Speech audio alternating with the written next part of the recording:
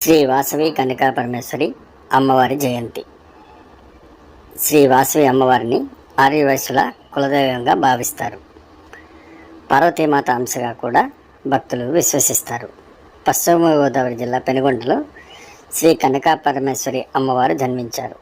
అమ్మవారికి దక్షిణాది రాష్ట్రాలన్నింటా ఆలయాలున్నాయి. ఈ ఆలయాల్లో అమ్మవారికి ప్రతినిత్యం సేవలు నిర్వహిస్తారు. ఏప్రిల్ 26వ తేదీ మరీ ప్రత్యేకం. అమ్మవారి జయంతి నేపథ్యంలో ఆంధ్రప్రదేశ్, తమిళనాడు, కర్ణాటక, తెలంగాణ రాష్ట్రాల్లోని అమ్మవారి ఆలయాల్లో పండగ శోభను సంతరించుకుంటాయి.